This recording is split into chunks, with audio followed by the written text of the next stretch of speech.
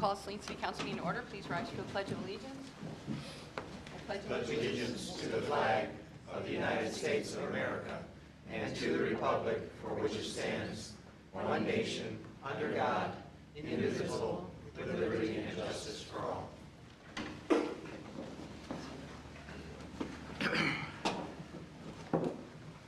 So we have one addition to the agenda, which we will be adding under consent.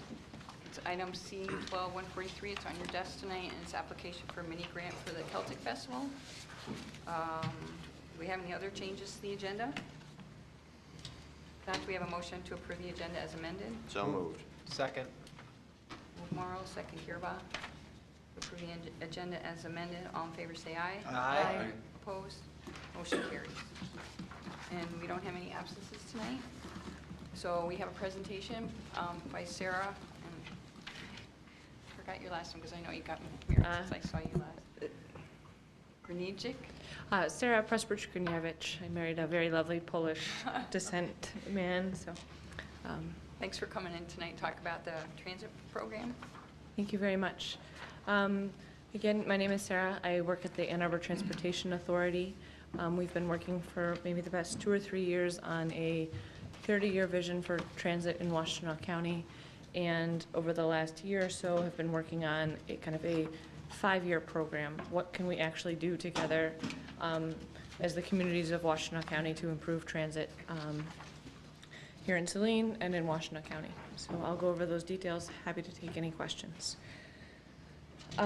First of all, transit isn't just about a big fixed route bus. It's actually about getting people to what services they need from their home to work, to school, for employers, employees to have reliable transportation options, and for kids who need to get to their first job, to volunteer programs, etc. So it's about people, not just lines on a map. First of all, the need for transportation is great.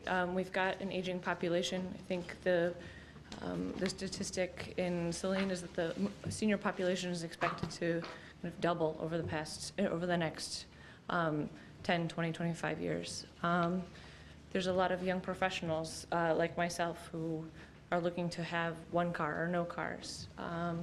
There's families who are trying to save for college. It's estimated that a car can cost you about $10,000 a year, and it can make a really big difference for a family in terms of what their child is able to do and where their child is able to go if they have transportation options. And then getting to jobs, to senior facilities, to medical appointments, et cetera, is something that not everybody can do. Not everybody is able to drive a car or able to afford a car. And the more a community is able to offer alternative options, you can work on helping the environment, reducing congestion, and making sure people can get to where they need to go. So very briefly, I'll go over the whole county-wide service program, and then I'll talk more specifically what's going on in Saline. Sorry, the map is a little bit washed out. You'll see in the Ann Arbor, Ypsilanti area, we've got an existing kind of service profile, and we are proposing kind of increasing frequency on those buses, later night service, and kind of more weekend service so that people can get to all those things that they still need to do on the weekend. Thank you. But county-wide, there's some very important things that I'll point out. First of all is we're proposing a dial-a-ride service for seniors and disabilities. That means no matter, in all of the participating communities in Washtenaw County, seniors and people with disabilities are able to qualify for door-to-door service. So they're able to get picked up at their home and taken to the doctor, or taken to their church group, or even their hair appointment. And then we would expand that access to all people through a service called Dial-A-Ride Plus, which would take people from their door to the nearest fixed route bus or the nearest transit stop. So even if they don't own a car, but they're not on a transit line, they still are able to access the system. There's another service called van rides or van pools, which is a subscription kind of carpool where we can provide a van, and the driver rides for free, and then the other folks will contribute to it, and it's a way for, particularly for employers to connect employees who might not otherwise be able to get to their job to work. There's a number of express rides for commuters. Those are in red. Community connectors and community circulators, and I'll go into those in a little bit more detail. So this is kind of a zoom in on the what we call the South Central District, which is Saline and Milan, plus the townships of York, Saline Township, and Lodi Township. And we're going to zoom in on a couple of those services. First of all, throughout the district and the county, we're proposing this Dial-A-Ride service for seniors and people with disabilities, and the Dial-A-Ride Plus service. There would be a new community connector service, which is a fixed route bus, not necessarily a 40-foot one, but would be able to pick up people along the way and connect the kind of Saline network with the Ann Arbor network. There would be a downtown Saline circulator, both in Saline and then in Milan. The one I'm going to show is Saline. And I am not as familiar with Saline as you guys are. And there's more information in the executive summary that I've given you. But it would stop at most, if not all, of the local Saline destinations and be able to make sure that people can get around town. There'd also be an express ride between Saline and Ann Arbor. This express ride usually runs, we've got one in Chelsea and in Canton right now, and they're extremely popular, particularly with employees of the university, because it's parking in downtown Ann Arbor. Parking at the university is, they often say it's not, you don't have a parking permit, you have a hunting permit. It can take 45 minutes to find a spot, particularly for people who are working, their shift starts at 10 or 12 and in the middle of the day. They've got very little chance, and so it's clear that there are alternatives needed.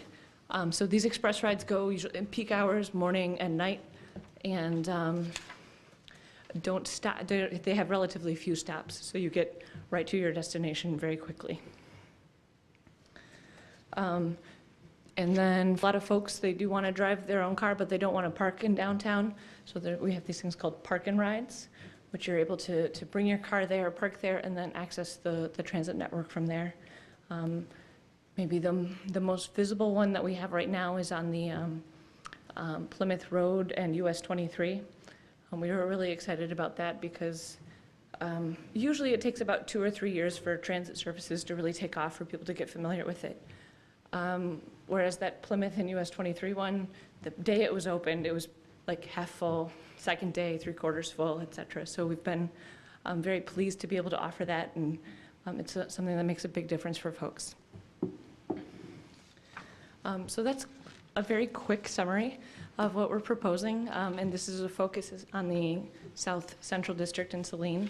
So I'm happy to answer any questions on the service. It's not my expertise, but I'll try. And then, go ahead. You can go back. The designated new park and ride for Saline appears to be up in Walmart area. Yes. Is that going to, do you know if that's going to be a newly constructed lot specifically for park and ride? Right. The total proposal is for kind of 800 new spots throughout the county. I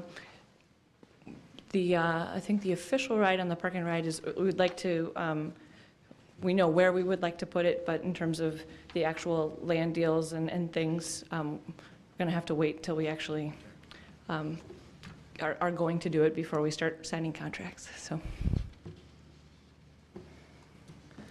I won't go over this, but this is an example of kind of a summary of all of the services that are proposed for this area, and it's in this executive summary. And I apologize I didn't bring enough for the public, but I'm happy to email it to the clerk if she would like to provide copies. All right, so that was the service, and then to talk about how this all gets done and what are the next steps. First of all, we're proposing to form a new transit authority in Washtenaw County. And under state law, Act 196, all of the communities in Washtenaw County would be given a choice to participate or not in this new authority.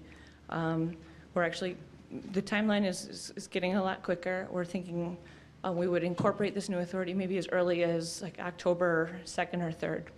So this is coming up. And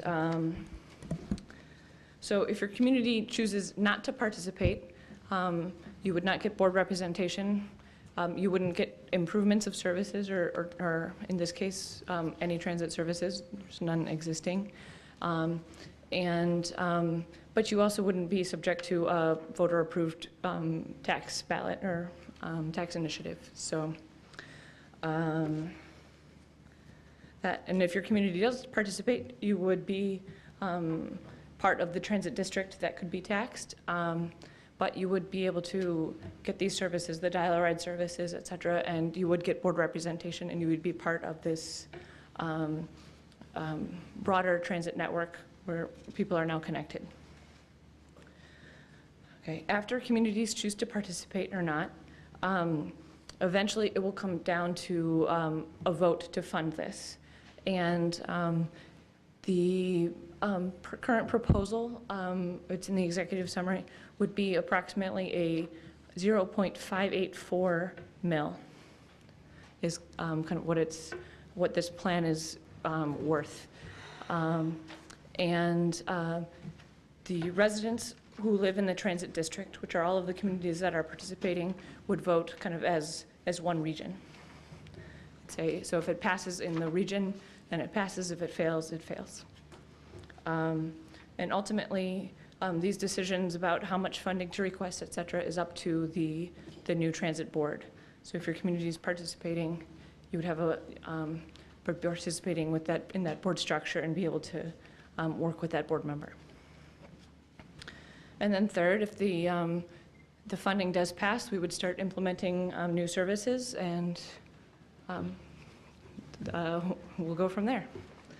So that's it. Happy to answer questions. Mm-hmm. Some of the literature that I've seen recently stated that even if some municipalities voted not to participate, that they would still, their citizens would still incur the millage tax, which is different than what you just said. That's correct. If they, I'll be careful in answering it because it is complicated. If their community chooses not to participate, then they are out. If your community chooses to participate, then you become part of that new transit region, and if that region passes it or doesn't pass it, it's kind of at that regional level. So what some folks are concerned about is if their particular township, their voters have a majority that say no, but if the majority of the voters in the transit region say yes, it's yes. So, Okay, so, but if you're out, you're out. but you still may get taxed. No. Yeah. Yeah, okay. I would like to have kind of clarification, timeline-wise. Mhm. Say October 2nd, 3rd, or 4th, something like that, Mhm. we need to make the decision. That is that city council? That would be city council. And it's actually not that day. There's kind of a 30-day kind of window of time where we would need to hear back from you. And then the next thing is if we opt out, we can get in at any point in time, but the services may be different. Yeah, that's a complicated question. There is room for communities to opt in again after they opt out, but it would be a decision of the sitting board. And there's at a certain point the new region needs to move forward kind of with plans and say, we're going for this amount of service and this amount, and can't let people just in at any time. There has to be kind of in time enough to do the correct planning. So if we opt in, we can have a membership on the board. Yes. The next thing is, Will this be a ballot issue for this coming November's election, or when will it appear at the ballot? No, the earliest it would appear would be, I think, May of next year. Thank you. Yes, you're welcome. Yes. Nice presentation, nice job, thank you. Okay. What you said the millage rate was again? What was that number? 0.584. Thank you. Mm-hmm. Yeah. Mr. Herba. When you mention a local transit hub, does that all involve? I'm looking at the one that says Saline Shopping Center, local transit hub. What would all be in that? Sure. I'm going to give you my best answer. That's actually one of my weaker data points. The idea is to create a transit hub with, depending on the location, but a place where, kind of like a park and ride where people can gather. It would be a place where express services and the Saline circulator would meet, so it's kind of a nexus point. And depending on its kind of popularity and things, you can put in much better amenities like a much nicer stop or heated stop and better information or more complete information. And in some places you could even have like a small coffee shop or something associated with it so that it becomes a real hub, not just a pole in the ground. So the idea in this plan is that it's just a proposed idea, so the city could look at potentially putting it somewhere else if they felt they had more of an opportunity to place it somewhere else? Particularly with the hub and the park and ride, those are more flexible in terms of, we would like them kind of in this area. It seems like a good spot, but there isn't a particular parcel picked out. So we would actually very much like your input. Okay, thank you. Mm-hmm. On the one map that you had, as Express Route Belleville, Mm-hmm. why doesn't it take us all the way to the airport? Ah. Many of us want to go just to Belleville. You're right. So that is designed as an express commuter service, and I didn't mention it, but we actually we have just started something called Air Ride, which is kind of an express ride to the airport. And I brought materials over there, and right now we have about 12 buses a day, so almost hourly, that leave from the Briarwood Mall at Kensington Court and downtown Ann Arbor at the Blake Transit Center. So I would that's available now. You don't have to be a resident of Ann Arbor to enjoy that. It's $12 one way. If you get a senior card from AATA, you can actually ride for half fare. And the parking at Briarwood is, I think, $2 a day, and hopefully we'll be able to keep it, but the parking in downtown Ann Arbor is $2 for 2 weeks. So it's also a nice spot where you can have a spouse drop you off, et cetera, or your kids can come in and you can pick them up from Briarwood instead of waiting at the terminal. So, and I've got some flyers on that. So that one you can have now. Mm-hmm. Yes, thank you. Thanks for the presentation. Mhm. I will just say on a personal note, I've used the Air Ride service and it's fabulous, much better than driving to the airport yourself. So we have the executive summary. There's also, I believe, more extensive information about this on the website, That's true. Yeah. which is movingyouforward.org. Mm-hmm. And I would just also like to say that I encourage members of the community to take a look at that. And if you have comments or feedback about this, I would personally love to hear what people have to say and what they think of the service. It looks really good to me. But I'm really interested in hearing what others have to say about it. Mm-hmm. Thank you.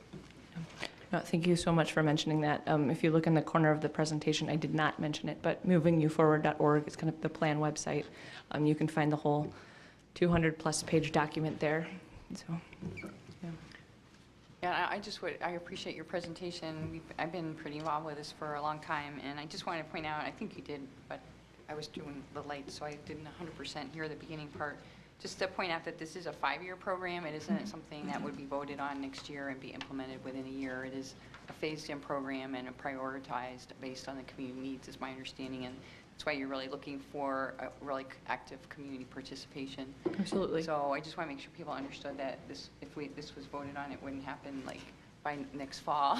Yeah. And that it would be something that's phased in, and So just want to clarify that, and I just appreciate your presentation. Sure. On that note, too, with a 5-year plan in this 5-year program, the state law also gives communities the option to opt out after 5 years, or basically at the expiration of a ballot proposal. So if it wasn't working out for you, et cetera, there are options for kind of getting out in the future. So it's not a forever proposition. But it really then behooves the Transit Authority and the new board to do a good job and make sure that the citizens are being served. So. Well, I appreciate your presentation. Thank I think you. It's a great opportunity for a more effective transit service and meet the needs of the region, our seniors, and people that are, well, you know, needing alternatives to not having a car. So, thanks a lot. Okay. I will leave some extra information here, especially about the air ride and then the van ride. Great, thanks. Okay, citizen comment on agenda items under the Open Meetings Act. Any citizen may come forward at this time, make comment or question on items that appear on this agenda. Comments will be limited to 3 minutes per person. Anyone who'd like to speak is requested but not required to state his or her name and address for the record. Mary Hess, 600 Canterbury, regarding the minutes of last Monday. And it was exciting as far as $202,000 for a non-motorized walkway, to find out that I had a concern of crumbling sidewalks on South Harris Street, and found out we don't have the money.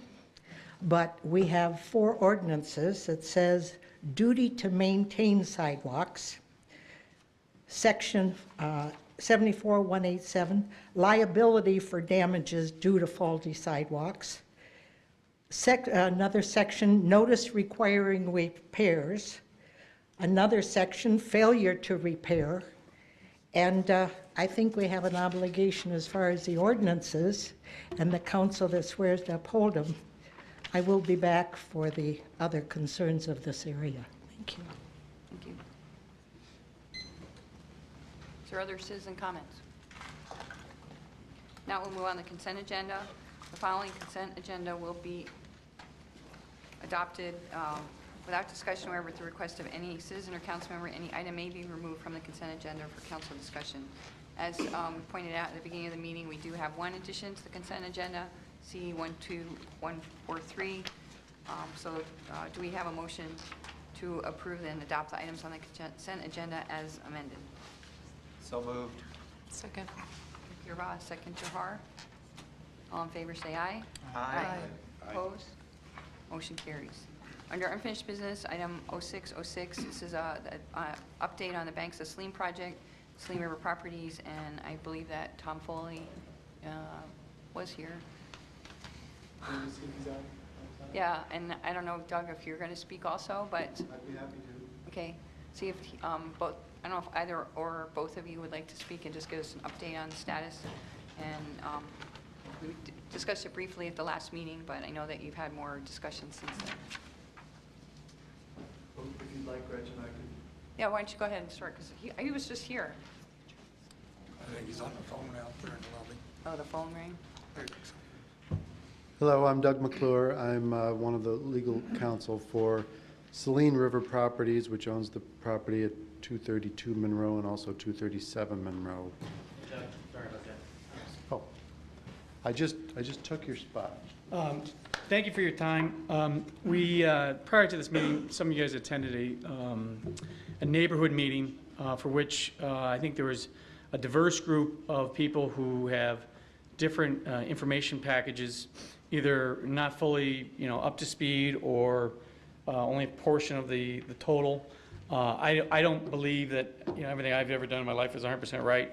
So what I'm looking forward to is getting the group back together as a small snippet. We brought a lawsuit against, on behalf of a consent judgment signed by Johnson Controls to sign up to clean the property. They had a consent judgment with the US EPA. During this process, that document we believe was a very holy document, a document that actually had some weight and some merit and some action and some legal worth behind it.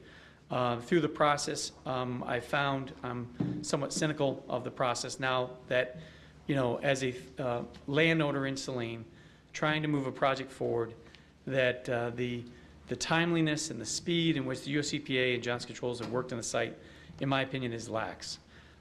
During this process, there was an opportunity for us to, well into the process, somewhere around 2007, 2008, look at the legal opportunity to take legal action to step inside US EPA's shoes to enforce the consent judgment. That went to trial this last June.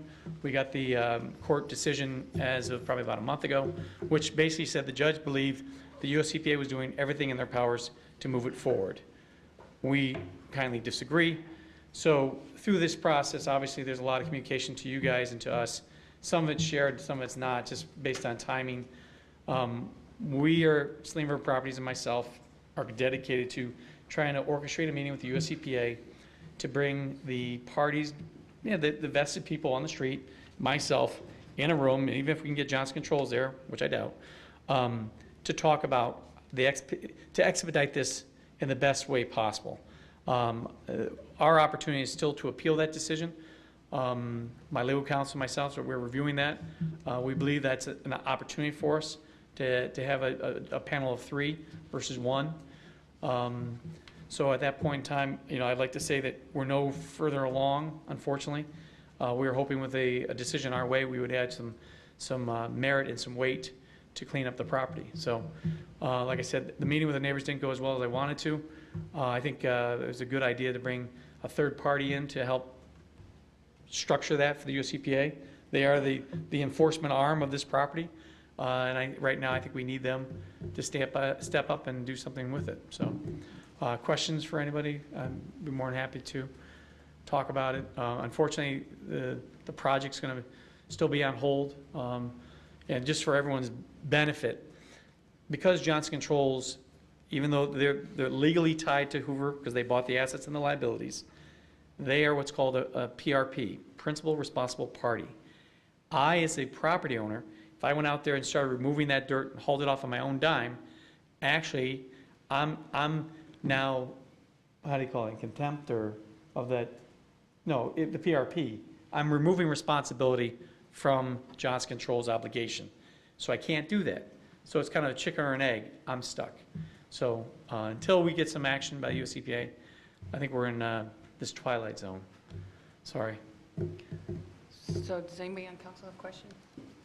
We appreciate your update, and as I mentioned at the meeting, we are working to try to help you put, from the city point of view, trying to get EPA out here, the new EPA rep, and we've been working with staff, congressional staff, to do that. So hopefully we'll get some better response. And I understand it's sort of like a two-pronged attack is here to get this resolved, which getting the EPA at the table again, and also trying to consider your appeal also as a separate issue.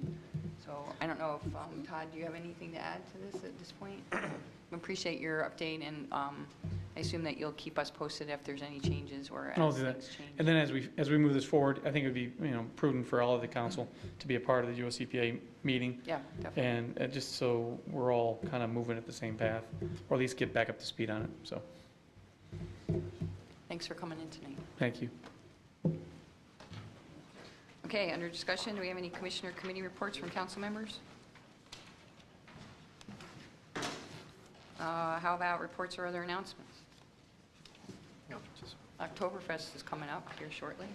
Anything else, Mr. Rhodes? I was just going to mention that there were some representatives from the Washington Area Transportation Study, otherwise known as WATS, who were here at City Hall for a public meeting last Thursday. Unfortunately, turnout was kind of minimal.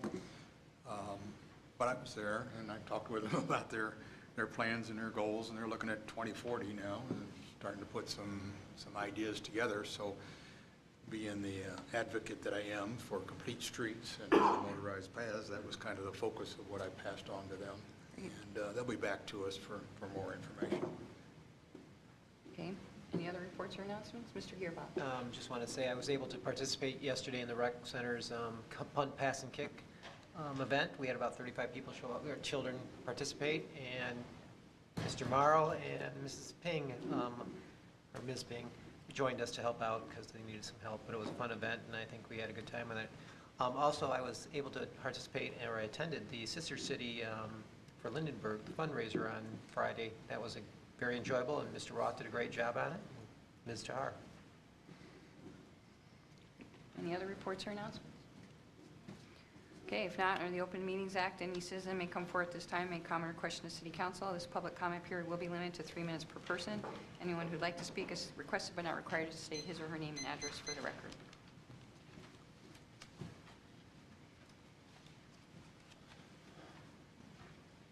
Mary Hess, and I want to go more in detail on the property on South Ann Arbor Street. I think everyone's seen the pictures, but I will leave them with you on the crumbling sidewalks. And I would ask that you get a written opinion from the city attorney regarding the legality of obligation of the city to repair sidewalks. We brag about a walkable community, but you can't walk on the sidewalk. The area in question is across from Speedway. Yesterday, they had 17 trucks and cars parked, some for sale. It's hard to tell if it's a used car dealership, if it's a fix-it place, or maybe a detail place. Years ago, when I was on council, there was a curb cut request from George. I don't know his last name, other was that long. And he asked for a curb cut to have asphalt next to the building so he could park the cars next to the building, with the understanding that there would be no parking from the cars that are parked to the street. You will notice that there are all kinds of trucks. There's a FedEx truck that's been there for 3 days. I would like to have a fire truck be able to go down to Canterbury rather than have to go to Saline Ann Arbor Road or whatever, and school buses. This is a school bus route. This was already understood that it would literally not have parking. Another thing is, this crumbling sidewalk is because of the business owner driving the vehicles into the asphalt parking. Sidewalks only have to be 4 inches thick. Driveways are 6. This has been talked about for years, and I know Mr. Gearbaugh, we brought it up 10 years ago. It's been brought up again. It was understood with the former owner, these would be replaced. Nobody asked if I had enough money to repair and replace my sidewalk, but I had an ex. And I got to pay the city on, I don't know, 3 years or something. This is a responsibility of the council to be able to make it safe. Walking is becoming a privilege right now. It's the last mode of transportation, your feet. And we have an obligation with the taxes we pay to have this one addressed. Under section 74186, duties to maintain sidewalk. 74, may I go on? Sure. 74187, liability for damages due to faulty sidewalk. Section 74188, notice regarding repair. Section 4189, failure to repair. Section 74211, permit required for curb cuts. I would ask that those be addressed by council. Thank you. Thank you.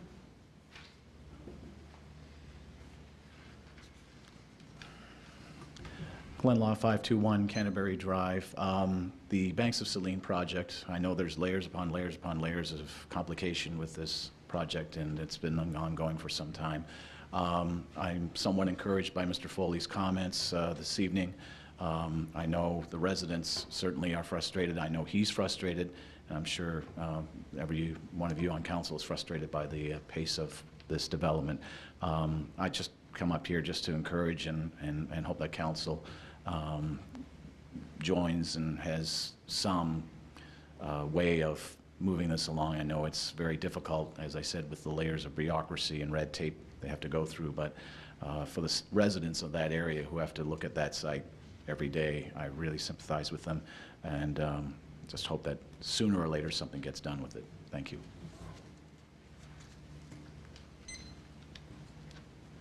Is there there any more public comment?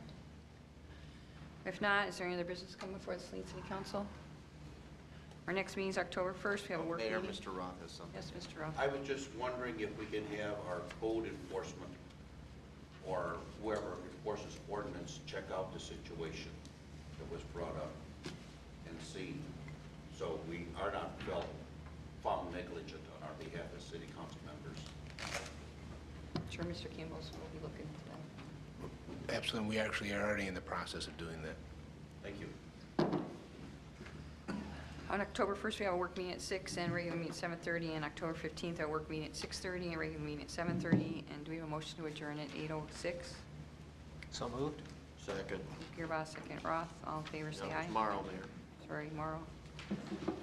All in favor, say aye. Aye. Opposed, motion carries. Should.